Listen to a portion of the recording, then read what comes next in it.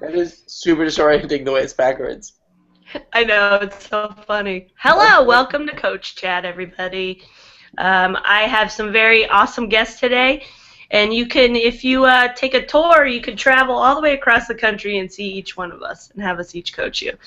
So I'm going to start from the furthest person away from us right now, sadly, but he's doing some good work in LA. So let's talk to Ari Voukydis. Hello! And Ari, where are you right now? I'm in Los Angeles, California. Sweet. And how long have you been there now? Over a year, right? Yeah, just over a year. I was 17 years in New York, and then I moved here. Oh boy, I can't wait to talk to you about that stuff. We also have Juliette Everhart. Hello. And Juliette, where are you? I am in cold, miserable, rainy Kansas City, Missouri. Oh, no snow, just rain? Just rain. It actually is not that cold even. Boy, weather chat. That's interesting. I know. I love weather. And then we have we have Kevin Mullaney. Kevin, where are you? I'm in Chicago, Illinois. Yes. You just opened up a new theater, Under the Gun. That's right. About 8 weeks ago or 7. I think this is our 7th week. And we just got our liquor license this week, so our bar is open. We're very excited about that. Nice. Do you have Kevin, you've been open beer? for 8 weeks and you have your liquor license? Yeah. At UCB, it's been 15 years and we still haven't figured it out. So there's no, maybe we shouldn't talk to it. There's no liquor license at the ECB in New York? Just beer. No, just beer. Beer and wine. Oh, I see. But yeah, in Chicago, you can't get like just a beer. You can't just sell beer or whatever. You have to have a full license. So we have like, we were trying to do that. That's what we wanted to do originally. Was just like have a beer cooler and just sell beer and wine maybe. But no, you have to get a full license. It took a while. You just wanted beer and you stumbled into a full license. Well, that was the only option. You can't just sell beer in Chicago. You have to have like the full thing with the sinks and the hand washing sink and be inspected by 7 different departments. And Well, it sounds scarier than the process actually is. Most of the inspections are sort of like guys coming in and looking around and going, yeah, that seems, you're about right. You bet. All right, so we're going to talk about trends we're seeing in improv right now compared to what we've seen in the past, or just stuff that you guys are noticing that seems to be different from where you are and where you came from. So anyone can pipe in on that subject. Well, I moved back to Chicago after living in New York for a long time, and then sort of being away from improv for a few years. And I'm not sure if I see trends because I think I get a very select group of students, they tend to be more intermediate to advanced students. They tend to be people who know about UCB. So I'm not seeing like a huge intersection. The one thing though that is sort of strange to me about Chicago, or interesting maybe, is just that the whole, the game of the scene that the UCB really made it their own philosophy and really put it into their curriculum in a really structured way. It came from Chicago, and that's where it was first sort of pioneered, this idea. And now, 20 years later, there's virtually no one teaching that idea. I mean, people obviously teach compatible ideas, and they have things that feel a lot like game to me, but specifically saying we're going to teach the game of the scene, it's just it's actively taught against by a lot of people, and it feels strange to be teaching in a just very simple things that I think that people know, like for instance, teaching someone someone's behaving in an absurd, strange way in a scene, and they don't feel like they have permission to say to them, wow, you're acting strangely. like reacting as a normal person would to the strange behavior. They don't feel comfortable doing that. They feel like they've been told they have to just accept whatever their scene partners do as if it's like a happy gift time. And for me, that's the antithesis. It's like if I behave strangely in a scene, I want you to treat me like a strange person or to join me in my strangeness. But a lot of people think they're supposed to ignore that and just be okay with it and let me be strange and not call it out. And it feels very weird to have to teach something that seems so obvious to me. Yeah. That stresses me out just hearing you say that. Just that idea that conflation somehow of yes and with blind acquiescence. Mm-hmm. So alarming to me, because to me it's like if I walk into a scene and I start the scene with like, hey man, your car's on fire, you're not supposed to be cool with that, because if that wasn't supposed to be a big deal, I would have said something that wasn't a big deal. Mm-hmm. Right. Yeah, I've been tacking that up to people. I keep saying, like, if there's a person that just has the stone face when somebody's behaving weirdly, I'm like, are you a manager of something? Are you like a teacher? Do you manage people? Because I feel like I had to put on that face when I was a teacher with parents, because, you know, I'm used to like overreacting with my face on stage, but then when I talk to these crazy parents about their kids, you have to pretend like their kids aren't crazy and they're not crazy and nothing's wrong, and you're just listening, you know, and you're nodding your head like, yep, mm-hmm. And I feel like that's how I've been equating it to people. I'm like, if somebody is slapping you in the face, they're doing it because they want a reaction out of you. They don't want you to be cool with it, you know. It's like yes and has become this very like sickly sweet kind of thing, you know, where we're not humans anymore. Well, the phrase I use for it is yes and Candyland, which I find people jump into, where it's like, hey, let's be firemen. Okay, let's be firemen. Let's be the best firemen we can ever be. Okay, let's get in our awesome fireman truck. And it's like, okay, that's not, I guess that's yes-anding in some weird way, because you're both behaving in such a strange fashion.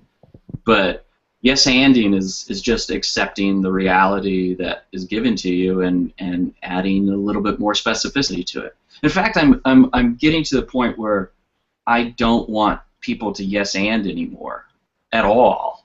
Like the UCB talks about stopping yes-anding when the game starts coming, when the game starts being played, or after the first unusual thing.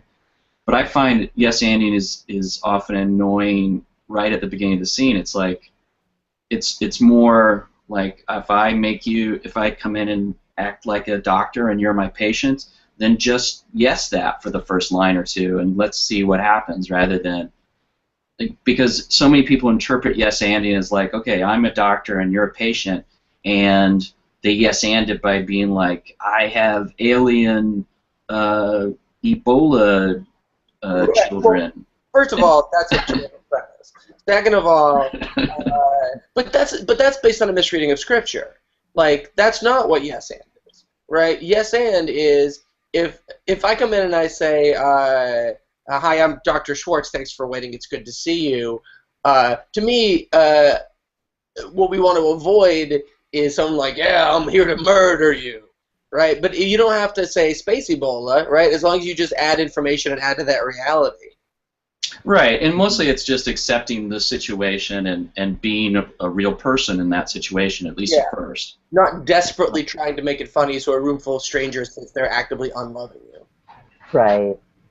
It's funny you should talk about not being into yes-anding right now. It's one of the things I feel like I'm having to teach and push the most right now, is just the idea of agreement. And it's one of those things I see in the way that Kansas City Improv is played. It's hugely character-focused and focused on, I need to make the scene myself, kind of. And so there's just so little agreement. And, I mean, even to the point where I feel like I have to just grab people's heads sometimes. It's like, hey, it's the top of the scene. Look at each other. You need to know what's going on with each other. You can't just come in with ready-made comedy. And so, I mean, every time, even just having them do like a yes and type exercise, it's always a revelation to them. And this feels like the thing I'm battling the most right now is, hey, be respectful to your scene partner. Use their shit. Yeah. My favorite example to give in class is, because it resonated the most with me, was Ian Roberts said it, and I'm sure it could have came from his brain, but, you know, who knows? You might be able to answer this, Kevin. But he would give that great example of, like, what if you get into a scene and somebody starts it by going, I don't care, you're going to have to sit there and you're going to have to eat that whole meal before you go and watch TV. You know, so they're implying that you don't like the meal, right? But they're also implying that you're a kid, so you have to show that you have to follow instructions based off this status role. And it's like, you want to show that you're eating it and you don't like it. So you don't want to be like, okay, Mom, yes, I'm going to eat it. You want to show that you've been already sitting there trying to eat it and you don't like it. So yeah, that sounds like the spinach example I like to use, where it's like, you know, eat your spinach. Don't, you know, you got to eat your spinach. Well, that implies you don't like it. And so people often choose, they refuse extremely argumentatively, they refuse, I'm not going to eat my spinach. Or they yes and Candyland it and go, but I like eating spinach. And it's really something in between, where it's like the best way to deal with that is to eat your spinach and hate it. Not you know, do the thing your character doesn't want to do and be okay and don't like it because that's what's been set up for you. You don't have to like everything you do in the scene. In fact, that's such a brilliant, lovely thing to watch on stage, is someone doing something that pains them, doing something that they know is a bad idea, and suffering the consequences of it. I mean, that's you know, as essential trope of comedy, watching the person having to endure something that they don't want to do. The other thing in yes and, quote unquote, in fake yes and that drives me crazy is what I call the Harold Night Shyamalan twist, where it's like it's technically a yes and. So like if my biggest pet peeve in improv, the first line of the scene is, oh hey Anthony, are you excited for your first day of school? And then the second person plays this exaggerated old person, and he, yes, granddaughter, I'm excited to go back and finally get my degree, which is like technically a yes and, but as the note I find myself giving constantly these days, fuck you, you know what she meant. You know, like, yes and should not be dumber on stage than you would be off stage unless that's what you want to do. Unless the first line of the scene is, you're the dumbest man I've ever met, Henry, in which case, oh, I love that initiation, just run with it. Like, I've been having a lot of fun with my students with this idea of embracing that, like, it's not an insult, it's an endowment. You know? So if someone comes in and says, you're the dumbest person I ever met, Henry, everyone wants to be like, fuck you! But, or, in this magical world where everything is possible and permission is granted, maybe right now for the next 5 minutes you get to play the dumbest person he's ever met. You know? And you can take umbrage at it and have it still be true. That's another thing.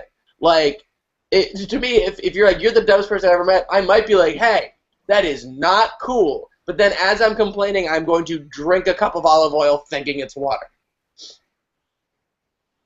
Because, like, that's, what do I know? I know two things. One, you've come at me aggressively, and two, you've made me the dumbest person in the world. And to me, if I let and make both those things be true, then in that moment I'm doing my job. Yeah, I did that with Kevin when we did a set together where he was just, like, not insulting me, but he was basically telling me that I was not doing things right, and I just kept thanking him. And he kept being like, that is not a compliment. That's my favorite thing to do if someone's like, you're an asshole. I'm like, thank you. It's astonishing to me to watch, too, like, how often someone will hint at or try to play a game that's basically just like, I'm really stupid or I'm too stupid for this. And no one will call that out. And nobody ever plays with it, even though that person is hinting so hard or working with that. But then the second somebody does call you an idiot in a scene where you didn't think you were playing an idiot, it's all over, and that will not be accepted immediately. It's like, you wanted to play that game just 5 minutes ago. But you know what you can do, though? You can nudge them along from playing that with inside. So what I'll do, if I'm waiting, like, why has everyone called me an idiot? I will do, in a sense, do the Amey thing of, I want to take a second, I want to thank you for not calling me an idiot. Everyone else I hang out with, within 2 minutes of starting work, everyone calls me an idiot. Thank you for being different. That reminds me, we've been playing with a very different kind of format, this show called Dinner with the Clarks, I think is the name of it. And it's, the idea of it is, it's a Thanksgiving weekend show where you get to watch a family have a catastrophic Thanksgiving dinner together. So we sort of know broadly what's going to happen, but it's going to be improvised. And so, we played with it a few different ways, and one of the ways that we played with it at the last rehearsal was giving people certain roles in the family. Not if they're a brother or they're an uncle or their mom, but their role in the family. Are they the peacemaker? Are they the troublemaker? Are they the disturbed one? Are they the creep? So everybody has sort of like essentially a game from the outset. And one of the games one of the labels I came up with was simpleton. And the woman who took on the role of the simpleton, it was so funny because she was being like the smartest simpleton she could be.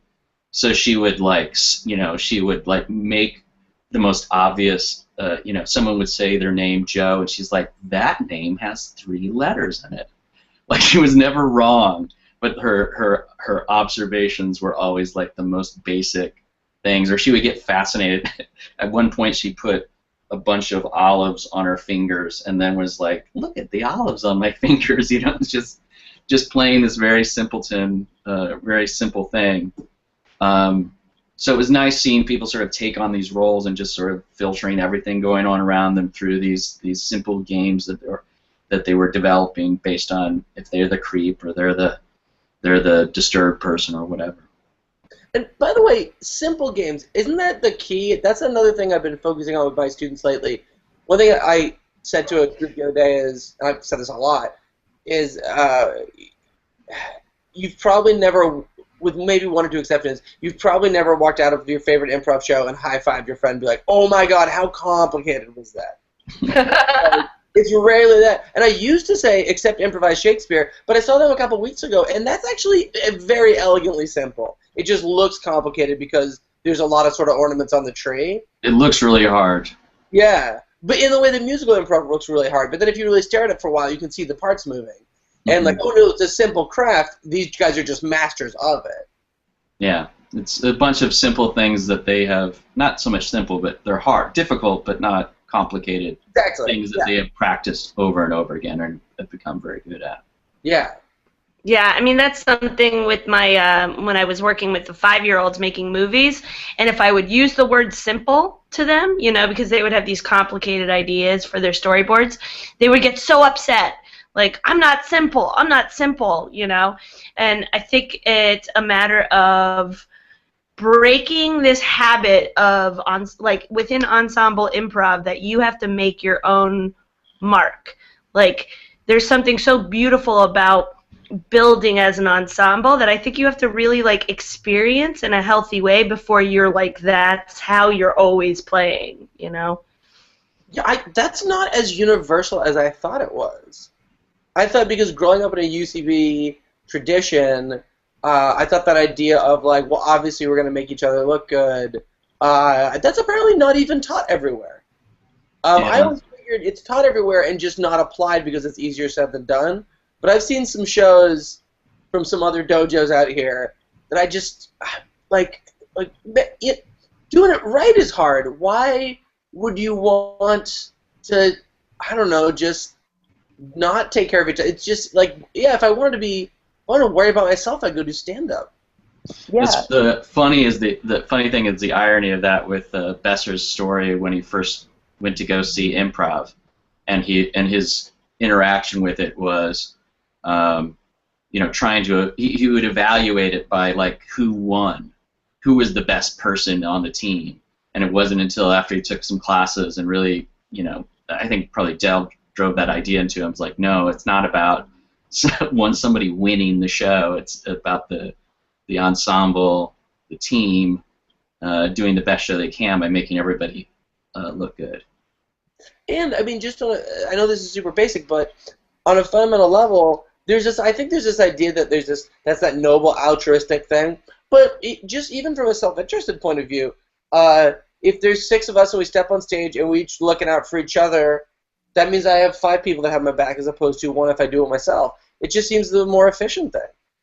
You know, if going out there and throwing your team under the bus and trying to be funny led to good improv, I would have a conundrum, but it doesn't. It's garbage.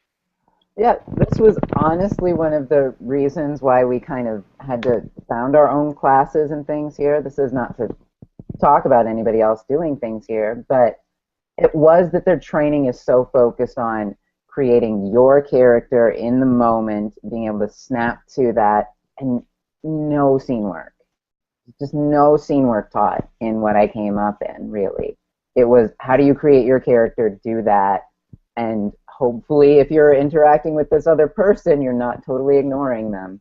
But it's based around, you got to come up with the funniest character in this show. You got to win this show. And then the best thing you could hear after it was over was, hey, you were the funniest person up there, which probably meant you were the asshole that sold the most people out for whatever reason, because you're a big steamrolly jerk and at least you got that natural talent. I was really good at being a big steamrolly jerk. I feel like it goes back to what Ari was saying before. It's like the philosophies and the rules have gotten so like watered down and became like quotes, like biblical quotes, you know, where you're just like, no, that's not what it means anymore. You know, people taking you can't ask questions past level 3. You know, they're like, oh, but my characters can never ask questions because that's not adding information. And I'm like, but sometimes you don't hear them, or you didn't hear them correctly, or you, like, as a real human being, would you just let that pass you by? You know what? And that's the problem with the old tradition of, for me, of framing things in a negative, of don't ask questions. So I try not to say that. What I try to say is always add information, right? Because you can ask a question that adds information. It's just an up-inflected statement. Like if I was like, oh my God, you look amazing. Do you have a date or something tonight? Like, I mean, granted, it'd probably be better if I say, you look amazing, you must have a date tonight. But I don't think there's anything wrong. You don't have to ring some bell and be like, question. Yeah, well, one thing I've learned or been reinforced with me lately about questions is that I think it's good to ask questions that provide opportunities for your teammates to clarify what they're doing or what they're talking about. So if something seems a little puzzling to you, or it seems a little illogical, or seems a little irrational, great, ask them a question about it. Like, did you notice that the way you're behaving drives everyone else crazy? You know, that would be a question, you know, it gives them an opportunity to be like, well, yeah, that's the point of my behavior, is to drive everyone else around me crazy. Yeah. It gives them a chance to double down on what it is that's irrational or strange about their character, instead of anyway. So I've just found the questions, the right kind of questions, I guess, are so useful in helping your scene partner, helping clarify for your scene partner what it is that they're trying to accomplish in the scene. Yeah, it's all about framing context. That's, to me, the best thing you can do for someone. If they say something unusual or interesting, sort of give them the scenic high five of pointing that out, and therefore giving them the invitation to keep doing that thing.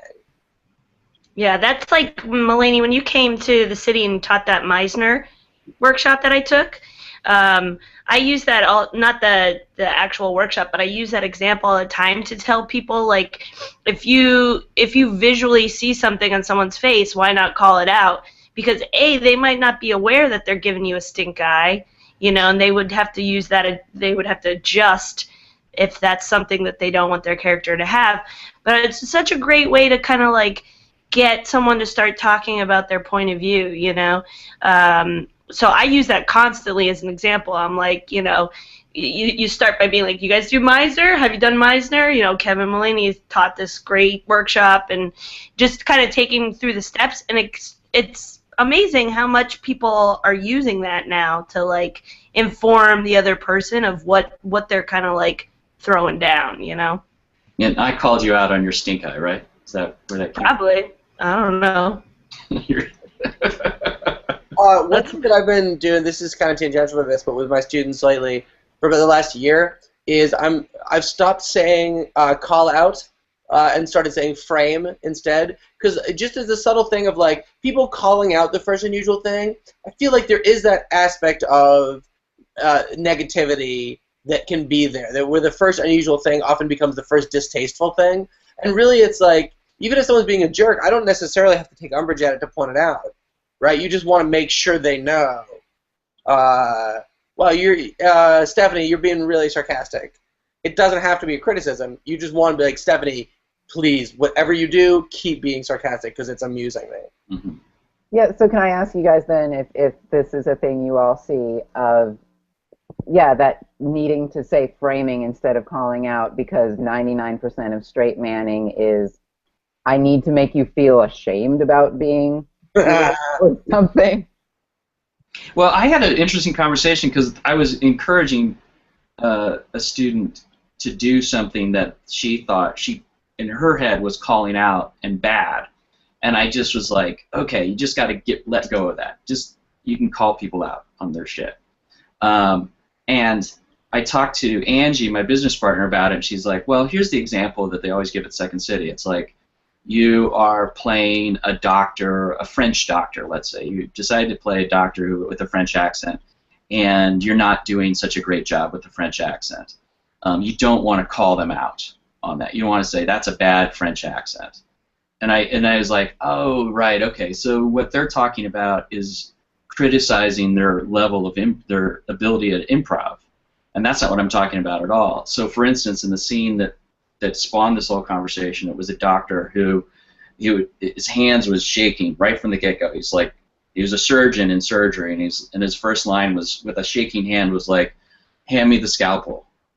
And it was like, of course, you're supposed to at least react to the fact that his hand is shaking like crazy and he's about to cut into somebody. But she sort of felt like that was calling out as if he's playing a bad doctor. He's doing a bad job of playing a doctor. And so I think that's where some of that comes from, is this fear of telling someone you're doing a bad version of a child, or you're doing a bad version of something, instead of saying like, no, it's my intention. I'm trying to be a irrational character. Please frame me. I guess that's a way to sort of determine that what we're doing is different. We're not saying you're improvising badly. It's that I'm accepting all the things you're trying to create, and I'm trying to frame it for you to clarify what it is that's fun and weird about it. Right, and that goes back to what I said earlier about, like, you knew what you fucking meant. So, like, in that situation, I assume the guy that was initiating that scene was deliberately shaking his hand. He oh, sure, yeah, it's very true. So in that case, it's like, I feel like, well, if you don't feel comfortable calling him out, just be a nurse with an equally shaky hand and hand in the implements, and then just sort of keep going. Yeah, that can work too. Yeah, because the problem is it's like, and I get it when students are saying like, well, we're supposed to play real, we're supposed to react as we would. Well, that guy's basketball just doubled in size as he was dribbling it. It was like, all right, but are you pointing that out to just show that you're paying attention, or are you pointing that out because you're excited to make that a part of the scene? And usually it's just that first one, because then it's like, well, okay, buy the ticket, take the ride. If you want to react to the magical basketball changing sides, like, okay, strap it on. This is the scene we're doing now. But then now you have to commit to it super hard. I do a lot of lock you in the closet and make you smoke the whole carton. You know what I mean? Where it's like, all right, that's what you're going to react to. Fine. Let's make this whole scene just you freaking out that physics no longer applies to this world. Like, or you could have just played the basketball game and talked about your breakup like you had been doing.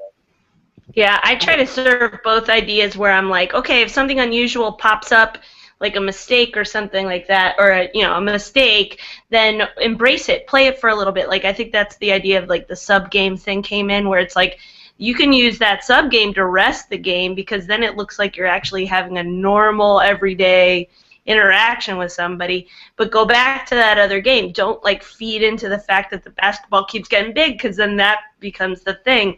But allow other things to start growing. And try to like juggle both games at the same time. Like, if you want to be the person that calls out everything, then everything's usable. Play everything. Yeah, I think for me it's just in general, you don't want to call things out that are about someone's skill level as an improviser. Like, sure, okay, they didn't, the way they just dropped their glass, or they just called, I mean, a little of that is okay, I guess, if somebody calls somebody 2 different names, in a scene, trying to justify that. But for the most part, let people let people do things, don't call out something just because it's bad, I guess. By the way, has the justification of the 2 different names in all of your collective experience, has that ever added anything to the scene? It's always like, well, I love Brad so much, I call him Jake sometimes. Like, okay, Mazel Tov, you noticed the thing, and you said a word. Great, dude, and now we can continue. I'm going to call you 2 different... Next time we improvise, Ari, I'm going to call you 2 different names. Yes, you ought to. Every line is going to be a different name for you. Susan Messing had a great note about that, which is, she was like, how many times do I have to watch where someone calls you Mary and then someone calls you Jane, and it takes someone walking through in the back being like, hey, Mary Jane, she said it. But if you call someone Ruprecht or Grisabella, you're not going to forget their name. So that, to me, I've always taken that, like, you're not going to be John in a scene. You're going to be Tallahassee Pete or whatever, because you were just not going to forget it. Although that does backfire sometimes. I called Betsy Heroin Stanley in a scene yesterday, and then she couldn't understand why I insisted her character did not do heroin. It was just a nickname. So that maybe was a bit of a cul-de-sac. I was like, oh, it's just a name that came out. I was not trying to make you a heroin addict. All right. Feeling super jazz. We're this is so fun. We can go on forever, but we all have stuff to do today. So we're gonna do about 4 minutes of improv. All right. So this is gonna show our real skill levels, guys. They can be quick. Yell at each other for 4 minutes. Yeah, well, 4 minutes. All you guys. It'll be great. Why don't you, Juliette? Why don't you pick a word or something you see for us to kind of do a quick little montage off of? Hallway. Hallway. Guys, I don't know which door we should go in. I'm a little scared. They all have our names on them. Yeah, but they all have all our names on them. Yeah. Do all the rooms belong to all of us? Are we welcome in all of them? Guys, I wasn't ready for this as a celebrity. I don't want people putting my name on a room. I just thought I was just going to show up at the Tonight Show and just have a nice chat. Do you think maybe it's a running order? They put the running order on every door? Oh, actually, look, our names are in different orders. Is it because we're a collection that comes to these things together? Do they feel like they need to have all of our names together? I rank at least number 2, and that feels like a lot of pressure already. This whole Tonight Show experience has been a lot more David Lynchian, sort of Sleep No More than I thought it would be. I thought, like you, I thought we'd just come here, we'd do a set, and we'd be done. But this whole thing is perplexing. Wait, am I the only one who's been here for 48 hours? No. How long have you been here? 39. I don't know. I feel like I've always been here. Guys, is there a man that just stands at your door, at the door of your room sometimes, and he just stares, and then you're just like, I don't think there was a man there, really? Yeah.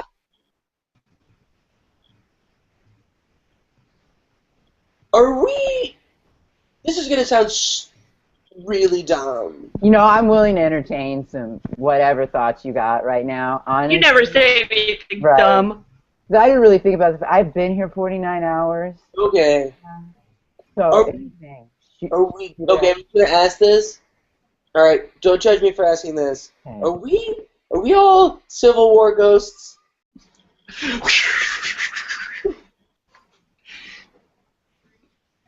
Hey guys. Hey, Mortimer. Hi. Hey. Did you guys have a good day? Yeah, I'm still drunk. You're still drunk? Yeah.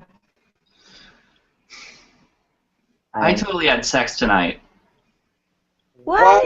I did. I had sex tonight. Poppin'. Big things poppin', little things stoppin'. You go, Morty. Yeah, oh. Well, I guess you win the bet. I do. I get the bottle of scotch. Oh. I wanted that door so bad. Oh. I thought you were supposed to bring evidence, though, like underwear or like a vine. Yeah, where's Sexy Vines? Yeah, where's your video vine? Yeah, I want to be bad. I didn't have any sex tonight, so, bitch, you better vine up. Well, I painted a picture of it. Mortimer! You can see it in the background. See? That's a picture of me and Jackie having sex. Got all of our names on it.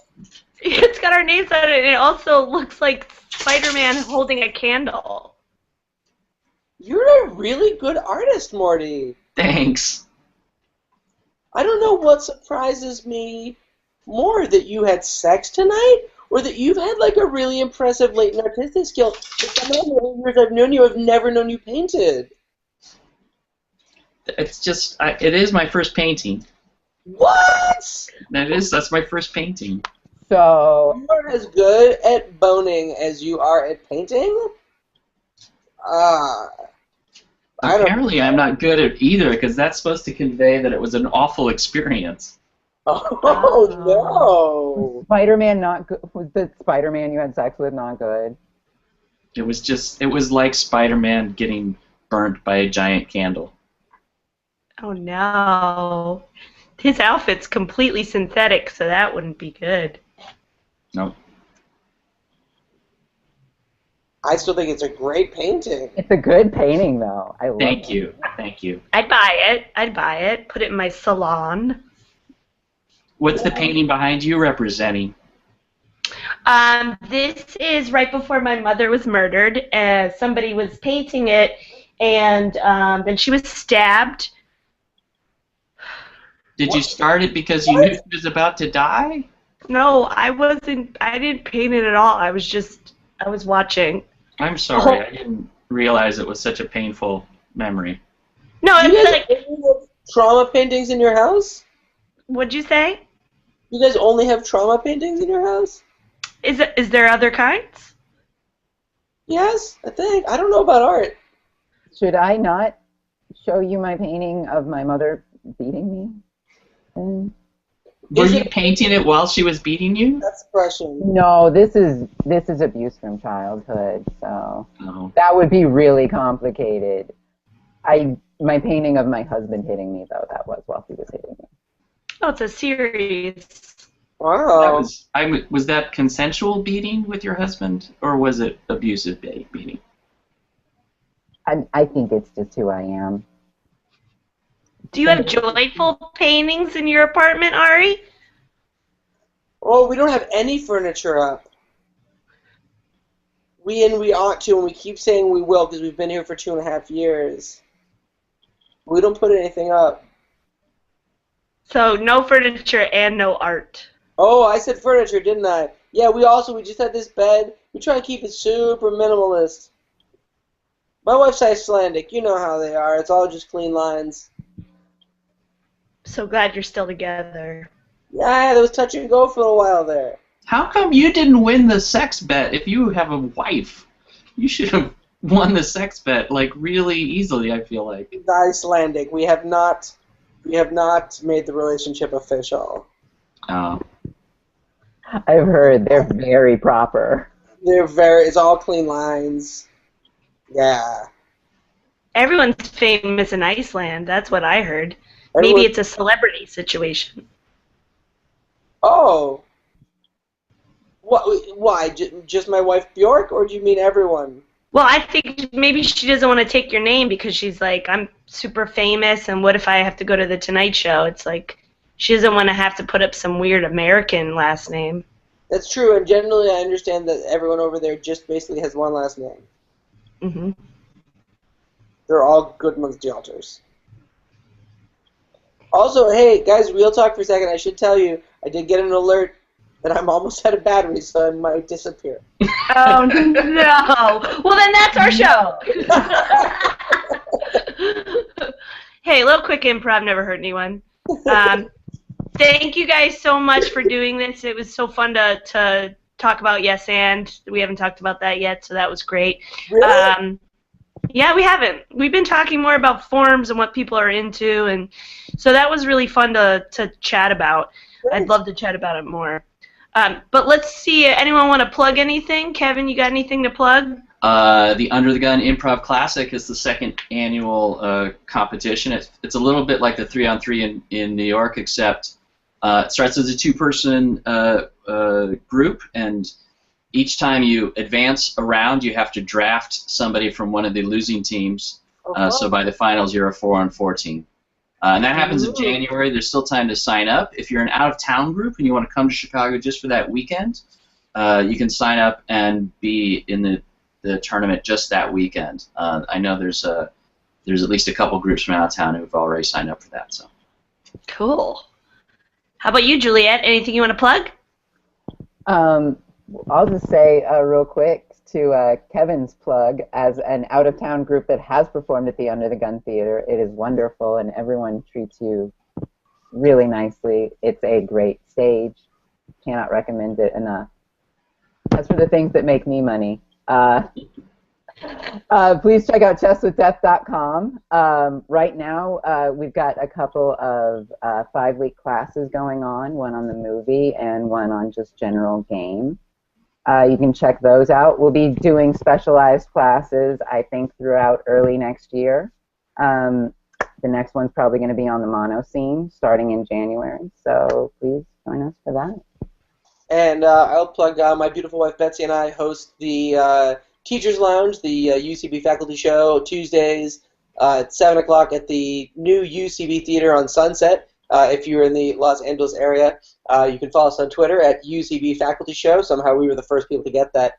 And we do another show called Old Friend, New Friend all over town. We've lately been doing it too often.